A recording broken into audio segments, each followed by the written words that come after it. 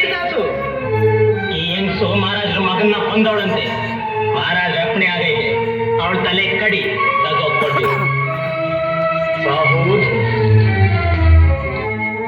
ಪರಮೇಶ್ವರ, ಕೊನೆಗೆ ಸ್ತ್ರೀ ಹತ್ಯೆ ಕೂಡ ಮಾಡಬೇಕಾಗಿ ಬಂತೆ. ಧಣಿಯಾಗಲಿ.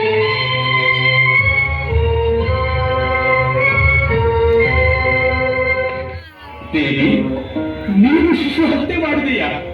ನಾವಿದನ್ನು ನಂಬಲಾರೆ.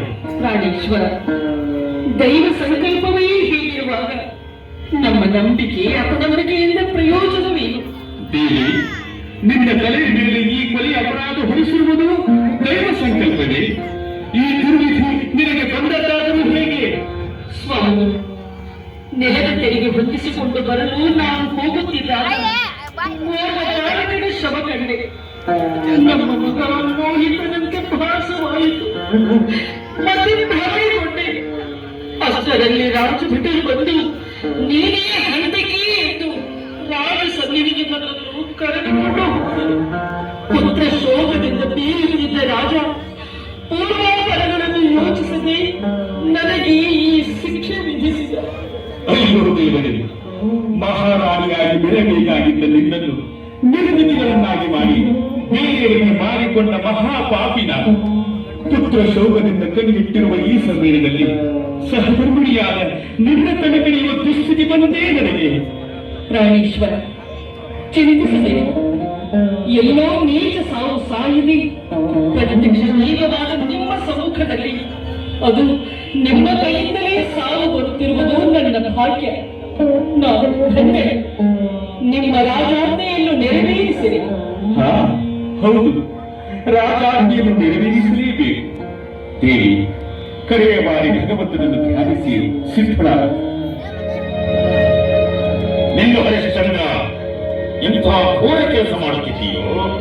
ಸೂರ್ಯ ವಂಶ ಸಂಜಾತನಾದ ನೀನು ಹೆಂಡತಿಯನ್ನು ಮಾರಿಕೊಂಡು ಚಂಡಾಲನಿಗೆ ದಾಸನಾಗಿರುವುದೂ ಅಲ್ಲದೆ ಇಂದು ಸ್ತ್ರೀ ಹತ್ಯೆಯನ್ನು ಮಾಡುತ್ತಿದ್ದೀಯ.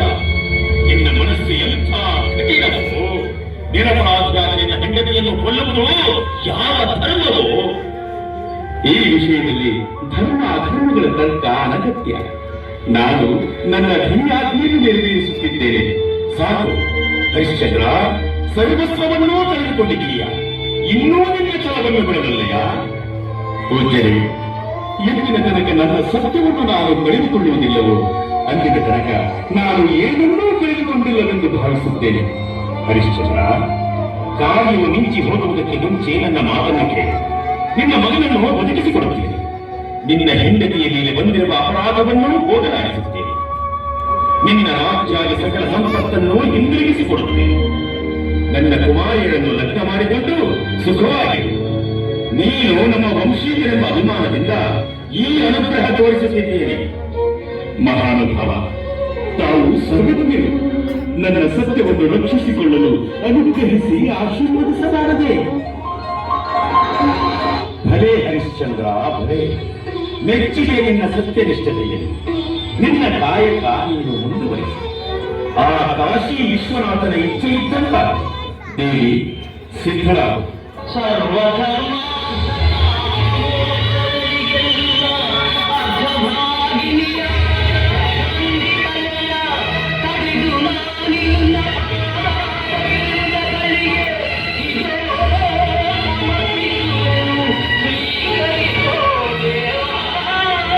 ನಿಲ್ಲು ಹರಿಶ್ಚಂದ್ರ, ನಿಲ್ಲು.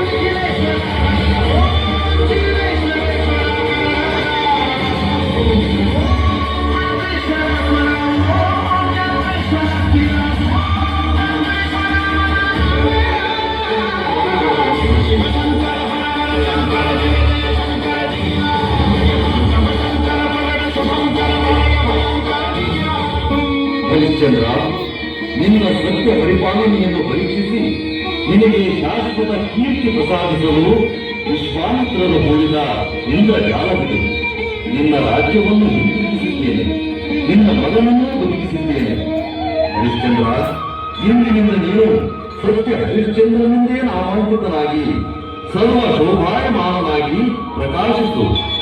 ನೀನು ಕಾಯ್ದ ಈ ಸ್ಮಶಾನ ಇನ್ನು ಮುಂದೆ ಹರಿಶ್ಚಂದ್ರ ಭಾಗದ ಹೆಸರಿನಿಂದಲೇ ಪ್ರಚಲಿತವಾಗಲಿ. ಭವವೇದ